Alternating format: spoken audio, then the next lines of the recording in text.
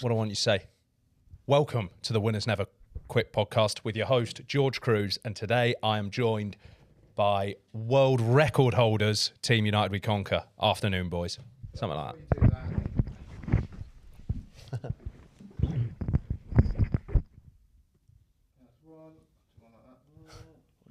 Fuck, you're all over it, man. Nice. Thank you very much, George. Podcast, George.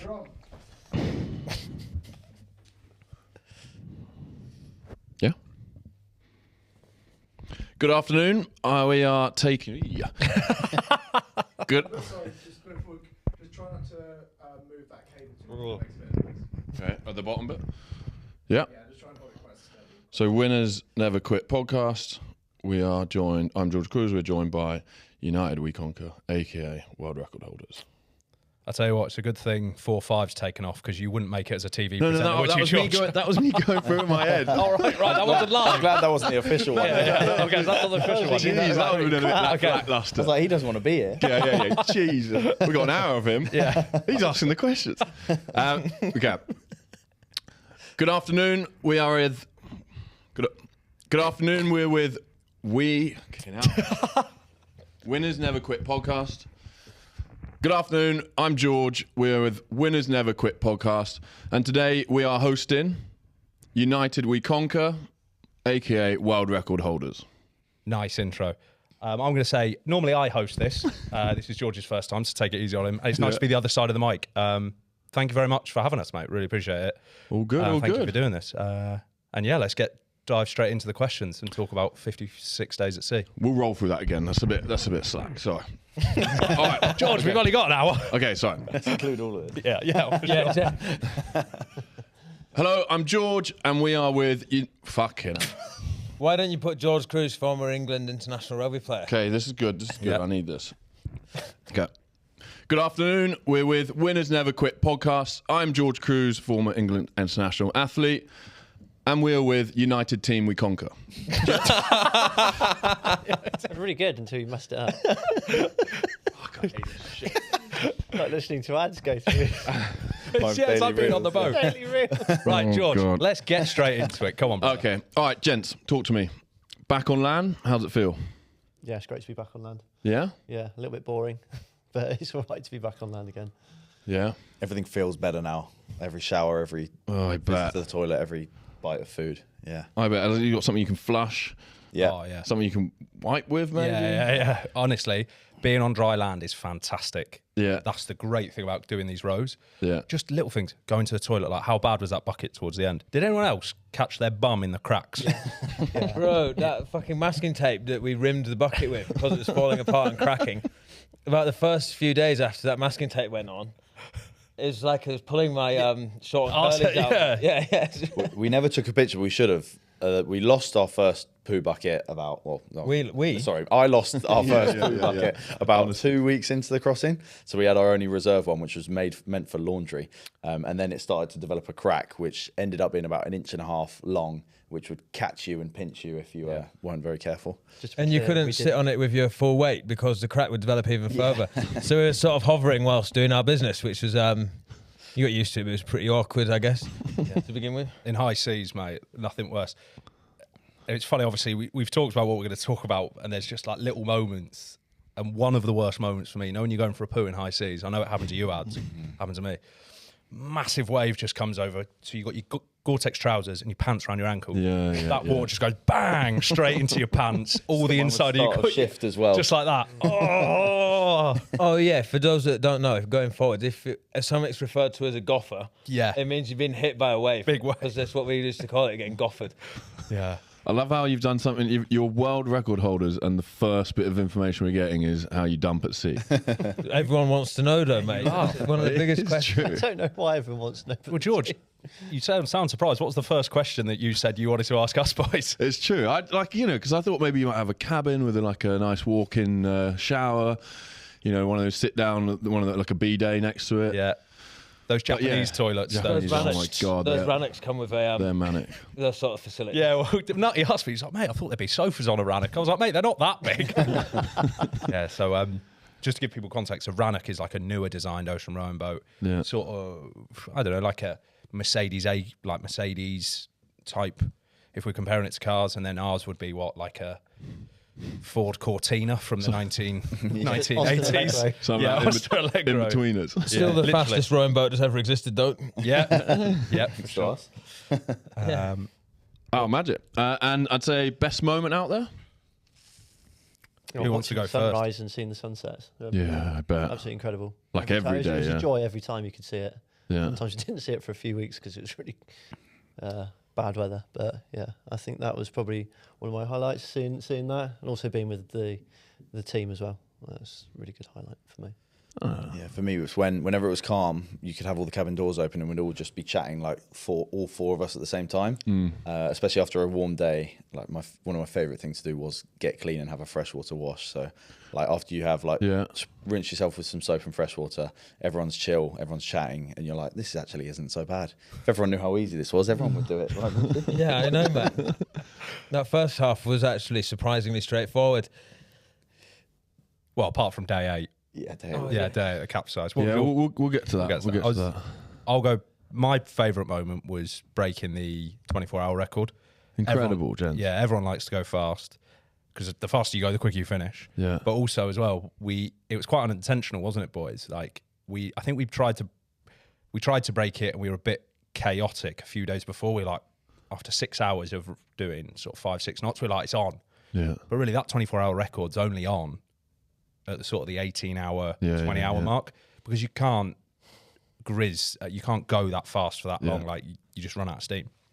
So to break it, like 130 nautical, was it day one? I think the first time. Sorry, not day one, but the first time we broke it. Following day was actually 144. Yeah, we've just redone the maths on it. We thought it was 140, but we think we're going to get verified at around 144 and a half. So we'll see what that number comes out at. Yeah. Mate, on that world record attempt, I thought before the row, I don't really give a fuck about world records. My main value derived from the expedition was just the absurd nature of staring at the high seas from a rowing boat. But then when that first record, I thought it was on and we were rowing like fuck. And then I came back out on shift and we were doing 2 knots again. I couldn't believe how fretted I was. Mate, yeah, I was going to bring that up. Brucey Brucey before the row was like not asked about the world record whatsoever. Yeah. And then when it was on for that first time, when the speed started to drop, I remember I come out and Brucey was rowing like a spider monkey jacked up on Mountain Dew, like a fucking maniac. I'd never seen him like put that much effort in. I was like, boys, we're only 4 hours in. Like we've got to hold this now for another 20 hours. But yeah, and then we smashed it. We smashed it twice. We actually rowed 150 miles, nautical miles, but it goes off point to point. Yeah. So because we'd done sort of like a D-shaped curve, it was only 144. I say only 144. Yeah, Our daily madness. average was 55 nautical miles. Oh, wow, yeah. Yeah. Man, what a special thing. It's something you have like fully for the rest of your lives until me, Dom, a couple of other mates go out there and smash it. Please no one do it in a Rannoch or one of those Mark Slats spaceships, please. Yeah. But yeah, it's cool, you know, and you know, records. Do you get like a plaque or anything? What's the vibe? Not from who?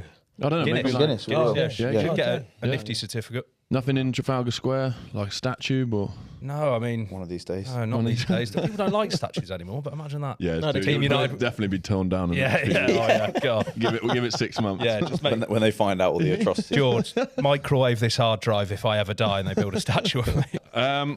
I'd say the biggest surprise of the whole crossing, like, was there anything that like really blew you away? And then I guess we'll get stuck into the other side of that. Surely the whales for you two. Yeah, the whales were amazing. For you two, as in you I didn't see reckon them? it I saw them, I just wasn't as fond of them. Okay, yeah. I reckon probably 10 sightings in total of Oh, mostly nice. fin whales and Yeah. some pilot whales as well. Yeah. Yeah. It was those two. Yeah. We saw some in the distance as well, and I count them as a sighting. Yeah. Same See the ones? walks No. out. No, just different ones each time. And for anyone that doesn't know, I didn't know fin whales are the second biggest animals on the planet. So they are pretty enormous. And they look. First being Jack's ego. Yeah. Yeah, perfect. Yeah. When they come that close to the boat as well, they're all almost a stone's throw away from the boat. Oh, really? Yeah. I Like saw a that. photo. It looks pretty. Single It's deck the bus coming enormity towards of us. them. Yeah. The video you took, Brucey, we're all like that. Fuck it out, aren't we? Like the expletives, but they were so close. I couldn't believe it. my biggest surprise was how hot it was that first 3 weeks. Yeah, conditions. What are we at with that? Like, because it just looked all over the place. Yeah, it was. So when we were in the Gulf Stream, we had like 3 weeks of boiling hot weather. And I remember once I was in the bow cabin, I was just lay there not moving because I didn't want to generate any body heat whatsoever. And I was just watching the sweat formulate on my chest and just create a little puddle in my solar plex. I was like, am I going to sponge myself down now? Like, it was that how hot it was. Yeah. And also at night. So yeah, it'd be a bit cooler because the sun wouldn't be out. But then there was like this breeze, and it was like someone had a bloody leaf blower on you or a hairdryer. It was so hot. Can't describe how, like, you wouldn't believe us if we could tell you how warm that air was on our back. You'd be rowing at like midnight. Really? As Jack said, literally like a hairdryer on your back. You're like, how is that possible? I think we put in a lot of south into our heading out of New York to try and make best time into that Gulf Stream. Yeah. And it proved quite difficult to find, which was frustrating. And we kept getting new waypoints set by our weather route. Break that down. What is the Gulf Stream? So it's a tropical, it's a current that comes from, it's a ocean current. The jet stream is the wind current, and the ocean current's the Gulf Stream, and it runs pretty quick, and it allowed us to get that 24-hour world record, but we had to get ourselves in it to begin with. And I remember Chris Martin, our weather router, kept sending us new waypoints, and we kept, because of the wind, we kept trying to head further east. And he's like, no, let's keep going south. And then he's like, don't go east, you'll get into the Gulf Stream. I was like, what, in case we accidentally make it back to the UK? We were convinced that he had malintentions for us, like he didn't want us to come home because he was like, no, keep going south. We're like, why? England's that way. Could have just been Chris Martin from Coldplay, not knowing what he's on about. Got the wrong Chris. That heat thing as well, in any sort of sea conditions at all, both cabin doors has to be pretty much like airtight, locked shut, because waves come over the boat all the time. So it's like when Jack's saying about that sweaty environment, and you're in an airtight, tiny little cabin, there's sweat dripping off the ceiling in there. Yeah, like it's 100% humidity, so you're not cooling down through perspiration, which is difficult. You're just constantly sweating. Yeah. So I literally couldn't sleep in the days sometimes because it was too hot. Yeah, and then there was a time, I'll tell the story of when I changed with Nutty on like one of the worst. Can I tell this one? Yeah. When it's the middle of the night, probably changing over at 5 a.m. or something, and he's just had a horrible time trying to sleep in the middle of the night. So when it's meant to be cool, because the door has to be shut, so he's getting dripped on, and he bursts out of the cabin ready for a shift, and he's like, well, good luck sleeping in there, you're just going to have to lie in there because it's too hot. So enjoy your lie down. You've got to be able to vent as well. Oh, mate, essential, there was two different vents going on there. One breathing and another one frustration. Oh, man. You also you feel like you can't breathe. Oh, yeah, it's miserable. Especially at the start, because you're actually using the oxygen that's obviously in that small cabin. Yeah. Well, especially when it's packed full of bags and food at the start, you'd have to... I don't know if this was placebo, but I felt like I could feel the carbon dioxide build up, and I was like huffing and puffing, and I had to get fresh air. Yeah. No, you weren't like. It was mainly when I was asleep. I would like wake up sometimes, and you're like, Jack, you're not coming on shift. And I was like, no, Matt, I just need to breathe. Like, I'd wake up like that. Dropping. So give us like, and it might be repetitive, but give us like what was a 24-hour day like? Like literally, was it 3 hours on shift, 3 hours off, sleep, 3 hours on? Like, is there anything more to that for 60 days? Interspersed with having something to eat. Mad. That's Doing the your madness business of it. as That's well. what's so foreign to anyone who's like hasn't done it. Would just be.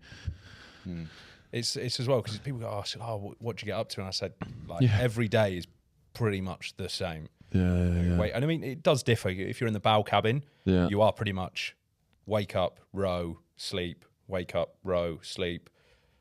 Because you don't do any admin in that bow cabin just because it's so small. But if you're in the aft cabin, you know, your day's still pretty much the same. You get up, you'll make everyone scran. That'll take about 30 minutes. Then you'll sleep, row again. And you swap that role? Yeah, every 5 days we'd swap. Okay. And who rowed together? What were the pairs?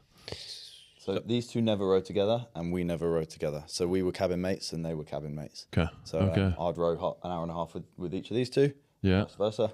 I do an hour and a half with me, and then I do an hour and a half with ads. Yeah. Okay, interesting. So you never split shifts. Yeah. And you didn't change that pattern. You stuck to it from the start. It worked well, mate. It's beginning. I was more of a fan of having a set partner, but it worked well having the splitting the shift up. You know. Yeah. Because then you don't look at your watch for the first hour and a half either, because you know they've got to change before you can even think about finishing. Absolutely flies by, doesn't it? So that first hour and a half, you chat a little bit, whether you do or don't, you don't even think about the time, so it goes pretty quick. And is it like, are there points where it's just business and you're like rowing. There's zero chat. It's just getting head down grind. I think it's vast majority. I would say it's not like you just head down grind. You're just tired. Yeah. You know, you're just like, and you don't even have to say it. Like, you don't go, right, Nutty, we're going to row in silence today. Yeah. Just, you both get on, you sort of feel the vibe. It might be, but then sometimes we'd get on at night and you just fucking chat away. Yeah. You know, I found with Ads, I could always, like, I know I said to you, I could tell when he was tired. Yeah. Or tell when he'd had a good sleep. Because if he had a good sleep, really want to chat.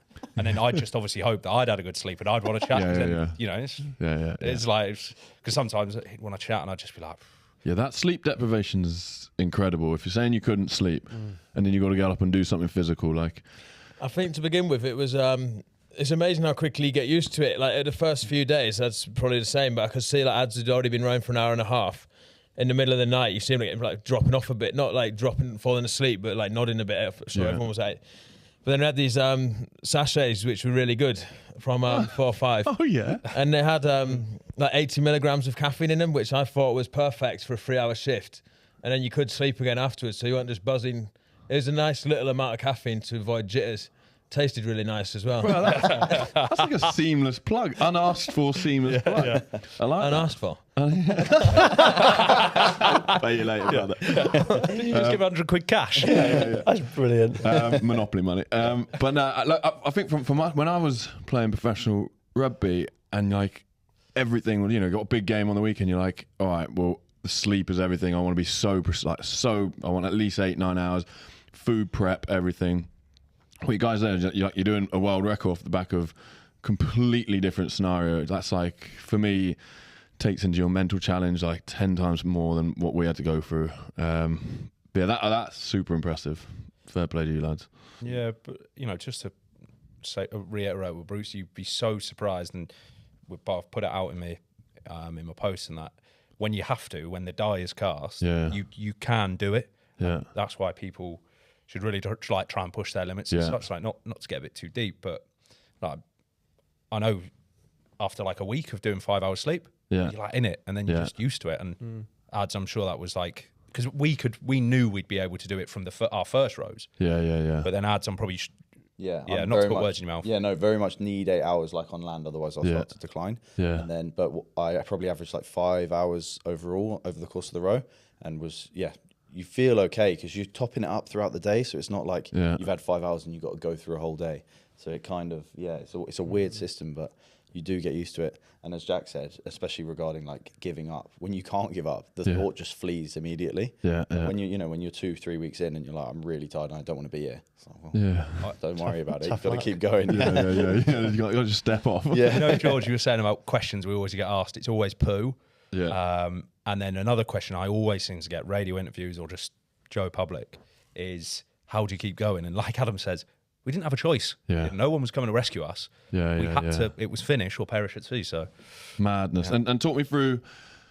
So there's 4 of you, and there's like what, you're out 60 something. How many days? 56. 56 days. That's a lot of food, and there's a lot of like nutrition. Like, talk us through your stack. How you? I tell you what, it was not enough pink 4 or 5 hydration tablets available in all good retailers. That was not the angle. Free now. Try it free now. In this box. No, but seriously, if anyone's going to do this, variety when it comes to food. Yeah. Not just your hydration tablets. Variety is key. Yeah. I worked it out with Ads one night shift because we both got this sort of analytical mind. And we had these 1,600 calorie nut butters, which are great. If one's in the business of consuming over half a large male's RDA in one sitting, they're great. Yeah. And if you're not averse to swallowing like the consistency of liquid, very viscous brick dust, it's a great product. And they were 284 grams each, and we suddenly worked out that we had 60 days times 4. We had over 80 kilograms of nut butter alone on the boat. Yeah, it was like a person. There was like another person on the boat. And that all like makes a difference, I guess, in terms of like drag and weight. You know, weight, if you were to displacement. If you were to have a Yeah. hairdryer, talk about hairdryers a lot on this, aren't we? And you were to hairdry a ping pong ball and a table, a ping pong ball and a tennis ball. You know, even though there's more surface area of a tennis ball, the ping pong ball would go quicker because it's lighter. Yeah. So the lighter you are, the quicker you go. When did you get your degree in? Well, when you spend 56 days it's true. rowing with a mech-eng graduate, you learn a few things like this. Yeah, that's nuts. So you'd have like I saw lots of like ripped hair pouches. Like what was the vibe? You're not getting a roast dinner on a Sunday, are you? Shall I run them through like what the food Yeah. consisted of? So hence why we've actually all not lost much weight. Yeah. So we sacrificed maybe a bit of speed on the water, but for having that extra weight on. And because we had 6,000 calories a day budgeted, and we still thought we'd lose weight at that amount, but it took us a couple of weeks to get our sea bellies fully developed, so we weren't eating much at the start. Because of like seasickness. Yeah, exactly. Did anyone suffer big with that? No, we Yeah, were. not that I remember. I wasn't very happy in the cabin for about 2 weeks, but like you shut your eyes while you're doing stuff. Man, As a precaution, we always take seasickness tablets before you go. Is it? Yeah, I got- you may as get well. into You'd be it. silly if you didn't. Yeah. Some people have like a weird thing. They're like, I don't want to take them. They make me drowsy. I'm like, it's better to be a little bit drowsy. Yeah, than bent over. Then not to be able to eat. seasick. Because I Especially happen in to be that on a heat. training row. In that heat, if you can't keep fluid down, Oh. you're fucking done, mate. Yeah, you're done. Literally, you won't be able to carry on. Sorry, I had to go on. Yeah, like three main meals a day, which is porridge for breakfast, then a lunch and a dinner. So it could be like a beef stroganoff or a chili or a Mediterranean vegetable pasta or something similar. Yeah. So that was 3,000 calories breakfast, lunch, dinner. Then we'd have 2,000 calories of nut butter, which was, as Brucey described, was horrible to get down you to start with. And by the end, we were like, oh, these are quite nice, actually. The chocolate orange especially. Oh. Yeah. The thing about those nut butters is they separated, so the oil and the nuts separate. You had to give them a good, especially if it was cold at night towards the end of the row. You had to sleep with it in your sleeping bag and then And need give it. it a good knead. Oh, the ocean slugs, the sea slugs, mate. Yeah. They need a Should we mention. mention this? Yeah, we should. He did us a solid. So we had so on the mid-Atlantic, both of you guys had like jungle bags, like normal sleeping bags, but we, as a precautionary measure, got fleece-lined waterproof sleeping bags, and they saved our asses a few times. Even when they were piss wet through, they were still warm. Yeah. I remember at the start thinking we're never going to use these because it was so hot. But come sort of week 4 when we started to get a bit colder. And it did get cold? Yeah, it did. little Yeah, bit. it did. Yeah, In the middle. This chap, Tom Waddington, he's also rode the same route solo. He says to us, we were asking him for advice, and the best description he gave was it's like autumn in the UK. Gosh, all But he set off from Canada, so he didn't have the red hot bit at the start in that. Yeah. So we rode as far down as Charlotte, like the Carolinas. Yeah. So we went pretty far south before we started going. We went southeast before we went east to get that full advantage of the current. Yeah, mad. Yeah, it's like tropical conditions, mate. Yeah. yeah, bloody lovely. Prep for it all. Although we were a bit nervous as well. We didn't have enough sun cream. Because I said to the guys at Life Jacket, I was like, we won't need much, North Atlantic, chat to Tom. So, we ended up using like our towels, and I used a T-shirt to like cover our legs, so we wouldn't have to use as much sun cream. Yeah, with that copper lid as well. That's a straight burn. And then there were shifts when we were in the middle of the ocean where you'd be shivering by the end, and you want to get into your Oh sleeping man, bag. fair play. That's your kit like, I remember some of them like training in the winter, and it's like sleeting, and then someone gets lifted and lands on your toe from 6 foot up on a stud. You're like, your toe's about to fall off, and then you're just like, but that the constant of just being cold and then trying to have to do a physical effort is fair play to you guys. Oh, that's one of the it's the coldest night. repeat, Reminds isn't me it? of me and Jack was changing. We were in the bow cabin at the time, right? And we used to share foulies, so we weren't bringing back thoroughly piss wet, like heavy articles of clothing into that confined cabin. And it was absolutely howling. So I come out in my Knicks and a t-shirt, and then we'd change foulies. And it was like howling waves, high seas. We're falling around all over the boat, trying to take our trousers off and swap them in that confined space. And I was like, "What the fuck am I doing? Yeah. What's happened?" I think we're probably going to touch on it. That's got to be out there one of my worst moments. I know exactly the shift he's talking about because he come out, and I remember like my jaw. When you're so cold, you're shivering. And I was like that. And I was so happy that I was like, "Yeah, see you later," and I just dived into the bow cabin because I really started to get cold. And I think Started making hot drinks in. Flask on deck. that just After that incident. That was nice to have Actually that put one. the 4 or 5 tablets in boiling water. Yeah, Have them nice. as Mate, like- really- nice little really warm. good. Yeah. You have to let them fizz out though. So if you Yeah. put the lid on straight away, Yeah. you open it and it just goes like that, and you're like, scalding water in your eyes. hands. Do you like to get any injuries? Or food-wise, like how many calories per day? Like 6 in total we had. 6 in total. Okay. 6,000, yeah. Yeah, nice. Probably over, really. I think. No, it's 6, barely over. So 6 is 2,000 for both nut butters, 3,000 for main meals. The snacks, probably about 6,500. Yeah, because the flapjacks just over. Yeah, yeah, nice. 550. And I know you were tight, like in terms of like, are you going to have enough food or not? Yeah. Worked out fine. Like, how many more days over did you have? Nice, I've done that now, mate. Ate my last main meal in sight of land. Really? Both times, What mate. timing? That is incredible. That's just professional planning. That's not oversight. You blagging bastard. Yeah. But so you're on the plan, isn't it? That's mad. Should have taken less. Should have done less time. What were like? Any provisions? Could you have done anything? It's unmanned, right? Or? We knew how long it was going to take. You get an idea like 2 weeks out, so then you Yeah. can start to budget. So we were just on porridge for the last 2 days, pretty much. Okay, nice. But we could have eaten rationed earlier, kind of thing. Yeah. We had a lot of, like I said, it took a lot longer this time for me to get my sea belly. Yeah. So what do you mean by sea belly? Just you say the sickness. So Sort of yeah, it's started, just it's not until it wasn't until like 10 days in I was eating 6,000 calories a day. That first 10 days I was having half a breakfast. I'd share a breakfast with ads. Yeah. Then have two. So straight away that's 500. Then I wouldn't eat a full snack pack. A large nut butter might last me upwards of 3 days before I'd finish it. So that's, you're just getting used to seasickness, the adrenaline, and all that. So that's what I sort of say. When you get your sea belly is when you've rowed for 12 hours and you've got an appetite, like you've rowed for 12 hours. But yeah, towards the end we had a few spare like nut butters and things. So how many calories would you say you consume on a normal day on land? It's just like, how are you on now? Oh, if you're in like full-time training, like it's like normal training. I mean, now is probably not a good time. I'm eating like, what do you call a herd of pigs? A herd of pigs? A herd of pigs. I'm eating like a ravenous herd of pigs. Like anything. He's a farmer. Young farmers. Eating like a ravenous horde of locusts. But normally, probably like 2,000, 3,000. I was thinking like 6,000 calories. If you're not used to it, is a lot of It's a lot of food. Plus, combined with an uneasy stomach. Yeah, we weren't eating. I was probably eating half my food at the start. First meal when you're back. Oh, it was a full English breakfast. It was brilliant. You can't go wrong, can you? Yeah. Well, tell them actually. It was it wasn't. Cornish pasty and a roast chicken. Big shout out was. to Nice. everyone on the Scilly Isles that squared us away. Cheers. The harbour master. Stayed up till like 2 a.m. Man, I was blown away by the reception in the Scillies because we didn't know 100% confirmed that we were going to stop in the Scillies until approximately 24 hours before we landed. Yeah. We arrived in the Scillies. Where else could you have? Was it just, if we'd have needed to, if we got stuck, we could have pushed north to Cork. If we were going to be stuck by these easterlies, which I'm sure we'll cover. Yeah. But the whole Scillies, there's signs all around town, like Oz with American and British flags on them. They gave us really what? There's like maybe like 15 people at 3 a.m. watching us arrive. And they'd gone. I was like, I didn't even know I was coming here until fucking 18 hours ago.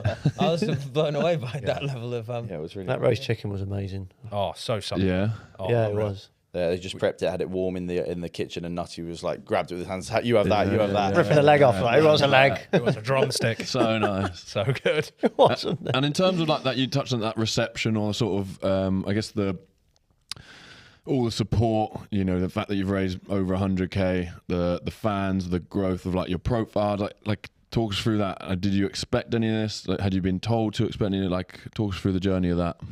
So we actually had the conversation on the boat of like, do we actually invite everyone to the finishing party? Yeah. Because we had, quite a big social following. Jack 6x'd his following, and I like pretty much the same, like 6 or 7x my following. So we were like, that's a lot of strangers if we just give an open invite. A lot of them, our just followers are fucking weirdos as well.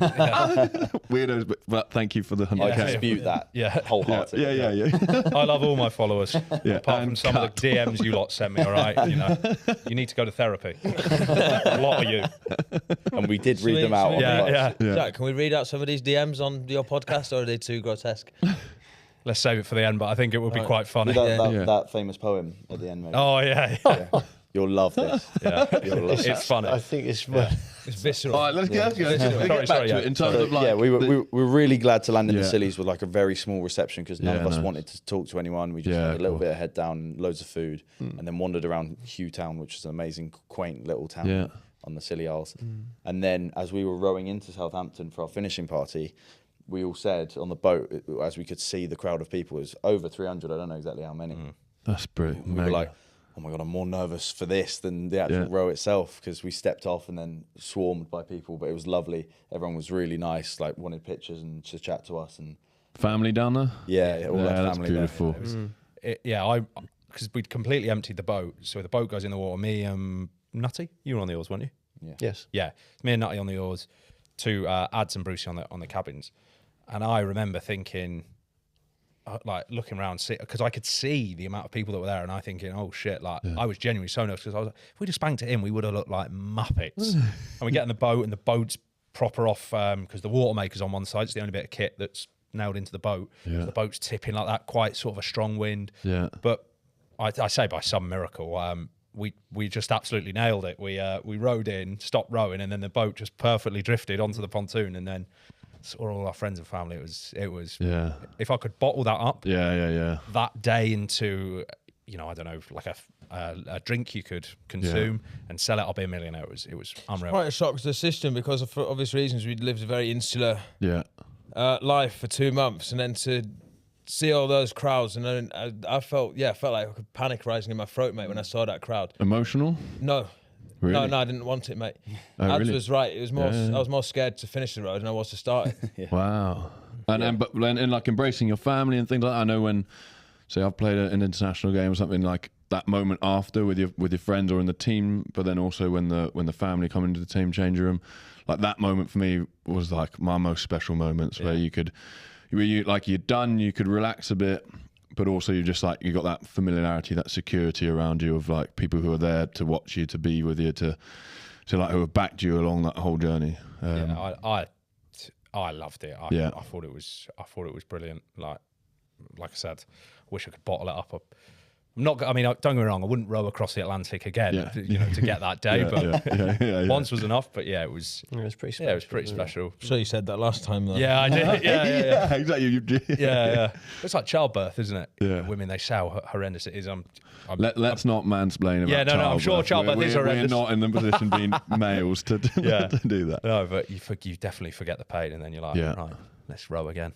Nah, fair play, lads. And 100k. Do you want to just touch on like the charity and sort of where that will be pushed towards and sort of anything around that side? Yeah. So Head Up, it's a new military charity, tri-service, so it helps Navy, Army, Air Force.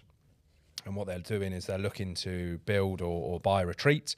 And what they'll do is former servicemen and women, and serving servicemen and women can go there, and it's basically a 7-day course that they will provide. Go through loads of different therapies like cold water therapy, music therapy, the importance of gut health and exercise and how that helps with your mental well-being. And you'll go away and you'll just have all these sort of tools in your toolbox, more mentally resilient, that then prepares you for any challenges you may face in the future, because they're not. They will help people in crisis, but it's not about helping people in crisis. It's about helping people before, just giving them the knowledge, and then they're in a better position should anything happen to them. So yeah, I think they are up to, they've raised maybe 550,000 now, I think, with our maybe 600,000. So they need to raise another 400,000, but they've only been founded for like since COVID. Mm-hmm. So 4 or 5 years. And if people want to donate, where do they head to?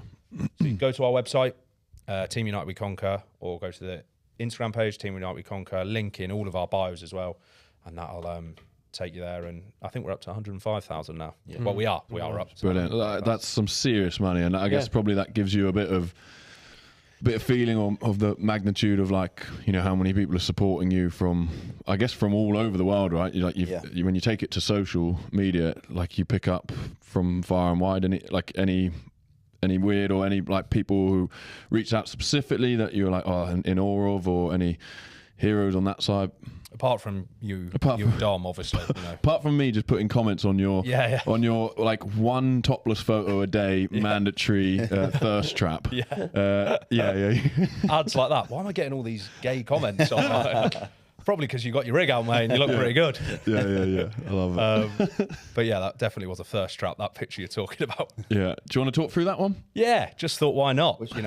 The one where I'm stood behind you. Oh yeah. And he- Looks like, Basically looks like wrestling- I'm packing a 44 Oh Magnum. yeah, that with was. my- I was not collabing on that one. yeah. I was like, no wonder you got a world record if you're rowing with that thing. Yeah. Oh, those in the dead ground shots, they really do flatter, don't they? Yeah, they do. They really do. It's all in the boxes. Especially when you put a pair of socks in it. Yeah.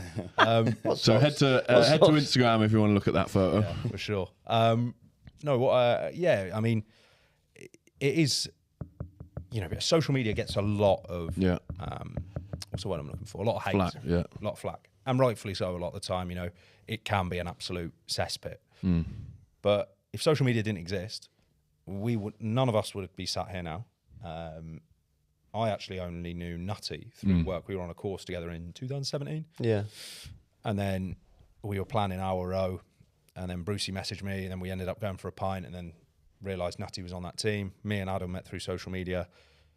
So the team never would have started. And then on top of that, we wouldn't have raised £100,000, over £100,000. So It's mega. yeah, for all the things. Absolutely mega. You're so like proud of that. Yeah. Oh, mate. Yeah. Incredible. Really, really chuffed. Because I don't know about you, but when you set a £50,000 target, Yeah. I thought we'd get there.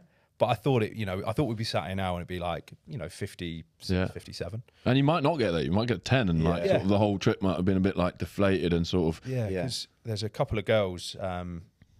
Man, I can't remember the name of the other girl, but basically they're rowing. Seize the day. Seize the Day is their team name. Look them up. They're rowing first female team to row from South America to Australia.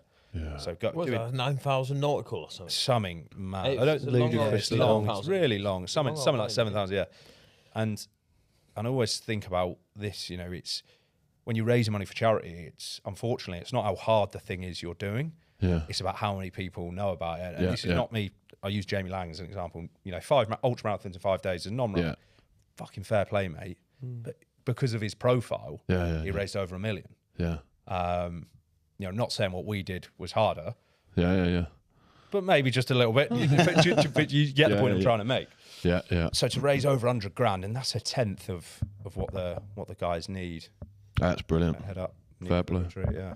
And for anyone like thinking of doing a challenge like this, like, you go on holiday, you get 10 minutes off and you start thinking, oh, I'd love to do like a mad little weird challenge. And then like sometimes it never comes to fruition. Like anyone who's thinking about it, maybe on the edge, like any advice and any advice? Yeah. I've got some good advice. Like, be prepared to eat shit sandwiches for a year before, because that is what a lot of us had to do. All of us had to do, like every single email, asking for brands if they want to get involved. And bear in mind, I had 170,000 followers before even starting, and we just got told no so much. There's a lot of no's. And now those same companies coming back like, please, can we work with you? No, Yeah. I think it's so frustrating because you have to pursue every potential opportunity with 100% enthusiasm. Yeah. And it's not like none of us are afraid of rejection, but it does start to weigh you down after a bit, and you're just like, fuck me, are we ever going to get this money together? But you always do. You just have to keep slogging away. So it was a really hard year of multiple hours a day, like preparing the logistics of the road. I think there's so many things that go into it, like even the planning of the food, the fixing of the boat, the I could list 100 things, but so many decisions had to be made, so many problems had to be solved. And so, depending on the magnitude of your adventure, just be aware, like, it's meant to suck at the start, and it's going to be worth it if you really want it. But equally, having said that, ocean rowing is a particularly complex thing to get off the ground. You could do an expedition of equal magnitude, like me and Nutty were talking about some long distance cycles, like Land's End to John O'Groats is particularly accessible. Even if we wanted to then cycle to Istanbul, which is a nice idea we had, it costs fuck all. You just get a bike and you could eat cheap, eat fucking bread all the time, and you don't have to spend much money on food. Bowl of rice a day. Yeah, God, like a POW in a Japanese prison camp, just a bowl of rice a day. But no, they have a saying in ocean rowing, the hardest part is getting to the start line. And so it's like 2 parts really, and that's like, obviously we did a training session before, and like a really small snapshot of sort of what you guys were up to, but to hear that you were like plugging away for a year to like make sure these gaps were filled and money was raised, boats were in place, transport, all those sort of things is an eye opener, definitely. So it's kind of realistic advice there, I'd say. Fair play. Not to blow smoke up 4 or 5's ass, but we do really like companies, and if anyone's watching this and owns a company and someone approaches you, if you can do something, like do. I mean, I know it's hard because you get a lot of chances out there. Yeah. You know, especially my first row, you didn't know me at all. Like, you just took a chance, sent me some product. Luckily, I was an absolute beast and I did it. But you know what? It's so humble as well. That's what I love about you. But no, seriously, we really appreciate it. And all of our sponsors, we'll tag you all in a post. I can't list you all now, but you know, thank you so much for believing in us, because also it's, you know, reputational risk. If the last thing that's seen as we disappear into the Davy Jones's locker is the 4-5 logo on our boat and it sinks, like doesn't look great, you know. There's no such thing as bad publicity. Yeah. Oh no, is that zoom in? Yeah. Who authorised that? Titanic. You know, so it's you're blown away, and you know, we're really lucky to have great sponsors, and you know, I hope. You know, I really felt 4-5 probably leaned in the most with Combat Fuel. You know, just always commenting and saying well done. So it was just nice that, like, we had a great relationship with you guys. I thought, just like you come and train with us, and that's brilliant. You know, great strategic fit, I think, between our brand and your brand. Works out really good. You get a lot of like finance firms that sponsor just out of sheer goodwill, but there's no strategic fit there, apart from maybe just exposure. But it's no like target audience or anything. For you guys, it's perfect. It was like JKC, so shop fitting company. Yeah. Construction. Construction. Just give us the money, and then I don't know what they asked you for, but I'm pretty sure they were just like, just make sure our logo's on the boat. See you when you're done. So but you do. It's just tough. You need these young companies to chip in as well, and it's quite like But fair play to you guys for going out and making it happen. In terms of you've done a couple roads together. In terms of like potential next trips, any ideas, or are you going to like down tools for a bit, have a bit of a break? Like any wild always things. something in the pipeline. Well, Brucey, me and Nutty, we've got a couple of me and Nutty have got a couple of big things in the pipeline, which I'll announce in due course. I think now's probably not the because it's such a good idea and it's fairly accessible. So I want it to be the we want to do it first. I'll tell one me and Ads spoke about on the road, just because it's quite funny, I think. And we had like sort of maybe 10 days left.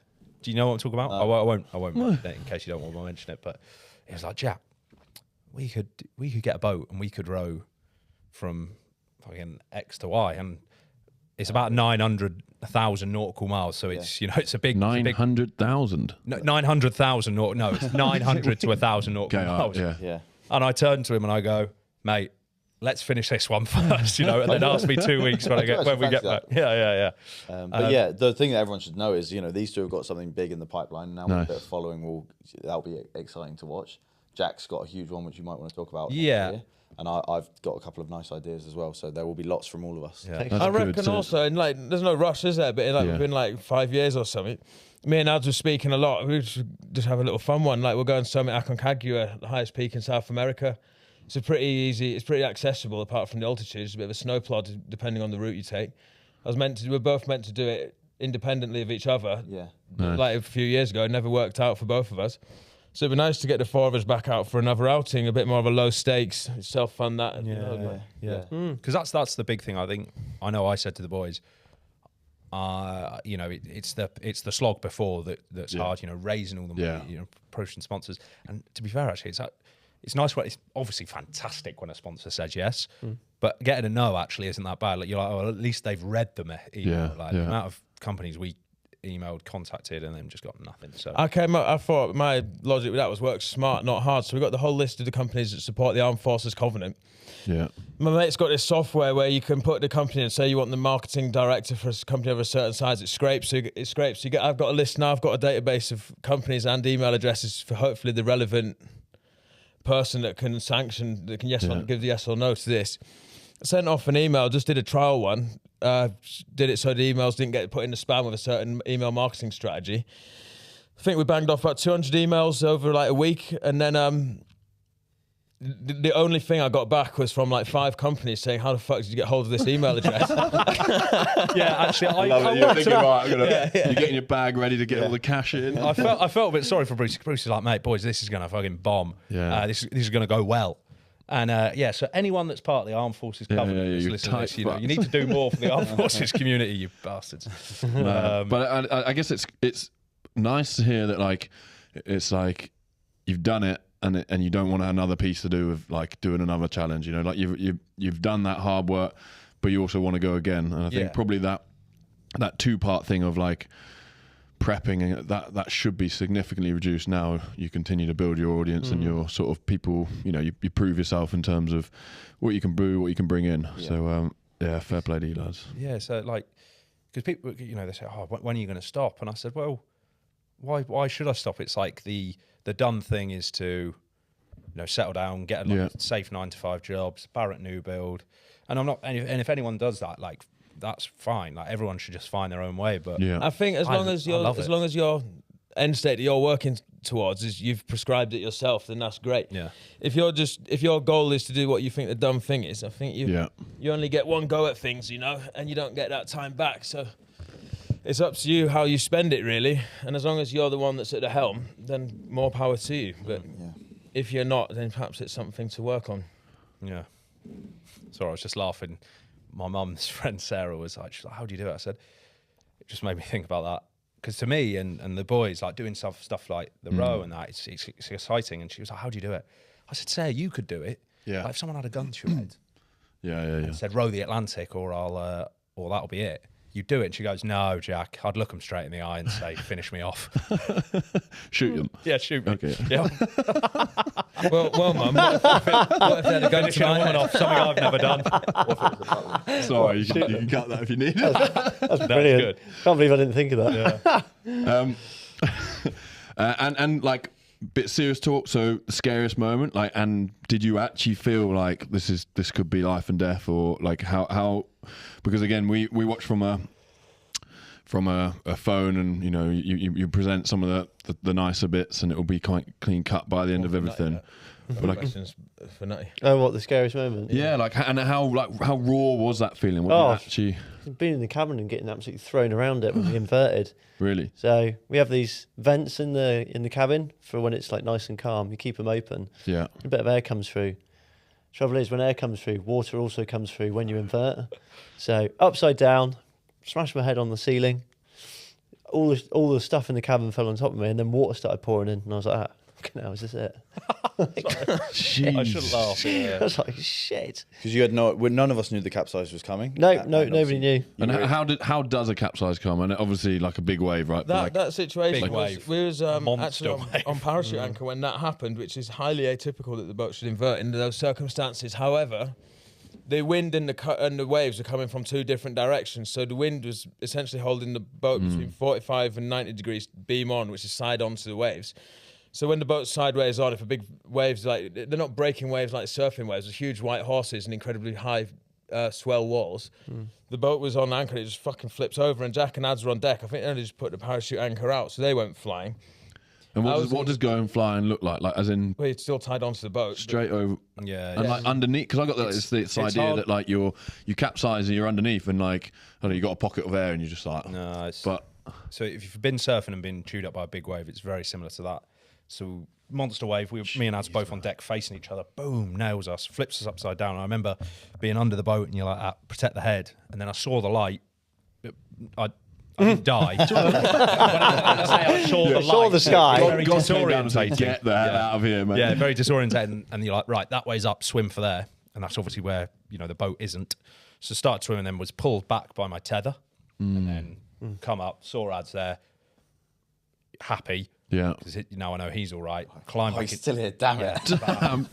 Send another wave. Yeah. Give me the door. Yeah. I was like, fuck, shouldn't have clipped him on. The easiest position to be in that situation is the bow cabin, which I was in. But because you just put your hands on the ceiling and you're fine, because it's so compact anyway. There's nowhere to move. But when the boat's upside down and the cabin door's airtight shut, I'm then faced with a decision. I know that if the boat stays upside down, for me to do anything that could help the situation out, I have to then compromise the integrity of that cabin, open the door, flood it, and then swim out. Yeah. So I'm stuck there thinking if the lads that are outside the boat can't, it did self-right by itself anyway, but if those two couldn't self-right it, how long do I leave it before I compromise the integrity of that cabin to help the lads out? Because if I do that, the whole cabin's flooded, and if water's then inside the cabin when the boat's upside down, it will no longer self-right, because the between the ballast and the air pockets in the cabins is what keeps it upright in that. So then I was thinking, fuck, well, am I going to fucking have to open the door? Then the boat came flinging back the right way up, so I didn't in the end. Within like minute. It must have been seconds. Yeah, but it felt way longer, especially when water was pouring in. I was like, You have that time, that processing time when Yeah. shit gets real. Like Brucey had all of that thought process. It was inside 4 or 5 seconds, I reckon. Yeah. But as Jack's referenced surfing, it was exactly the same thing as kind of we got swept over and the boat was on top of us. You just, because luckily we both surfed before and all kind of know what to do in that situation. Just hold your breath, wait. Don't try and swim in any direction because you don't know which direction to go in. Hold on tight and then pop your head up when you can. And they used to make us do these things every couple of years in the military. Heli Dunker. Where they put you in this helicopter simulator and it spins upside down in water and then they do it in daylight and pitch darkness and whatever, and it's just a bit like that, really. You just have to sit there until it stops moving, orientate yourself and then deal with it. But in the end, it just self-righted, so it was fine. And the biggest concern is you get knocked out and then drown, or what's the... That would be a big concern. I actually didn't think about that, George, so yeah. Blunt force trauma to the head, I think, probably the most dangerous thing that you could have. In the wake of that, because Nutty was the one most injured, I had a gash on my foot, but it was healed fine over the next week. But he actually banged his head. So we were all pretty cautious of that over the next 48 hours, just keeping an eye to make sure nothing was... Yeah. You're right, fine. But I'd say it was quite exciting in the moment for Jack and I as well. Like, we were quite excited. And then we were cold and we were still on parachute anchor. So then... Like another 24 hours. For another 24 hours. So then I went into the main cabin, the stern cabin, just to have a bit of kip while Brucey and Nutty were on the deck. And I remember then I was like, oh my God, we're only a week in. We've got 2,500 miles to go. Jeez. And that was... You feel very fragile. We hadn't even done 500 nautical miles. No. Me and Brucey had a whole bottle of whiskey together, didn't we? Probably great for the concussion, that. You were so nice. Like, I came out in my underwear or whatever to just get some fresh air. You come and take a photo. Brucey comes straight over, absolutely steaming after half a bottle. He's like, "You're right, mate. Let me help you put your harness on. Like, everything's all right. We're all going to be fine." Give me a big cuddle. Like, this is nice. It was nice. Good bottle of whiskey. Yeah. And you always had to were you super strict in terms of plugging in? And is it just as soon as you go from one cabin to another, you harness it on and the oars? Do they? They're in gates. They're in gates. They're in gates, so they shouldn't. I don't know why you would have the gates undone, unless you were changing the oars for what, but you wouldn't change the oars in high seas, so they're always screwed in. Then just any time you're on deck, you need to just clip on and because like I said, fucking. Yeah, and you said equipment maybe went a bit wrong in that, and you lost a few bits maybe? Yeah, we did, that was quite annoying. So after the capsize, the AIS, I think that was the end of it. The radio went a couple of days later, and then the deck repeater slowly died after about a week. Again, not showstoppers, obviously, because we're here, but the AIS, it's just nice to have that. Few near misses, by the way, with cargo. There's a surprising amount of ships out there. Bloody close. We had a ship pass from a couple hundred meters. They don't even respond to the handheld VHF, mate. Didn't see us. It was there's a funny bit about that, actually. Yeah. I guess they're just on cruise control, aren't they? Ocean Network Express, Munich, came sailing past, about 200 meters long, huge container ship. And we were all chilling out, rowing along, obviously not facing the way we're going. And just, it's nice and calm now. We saw some tuna.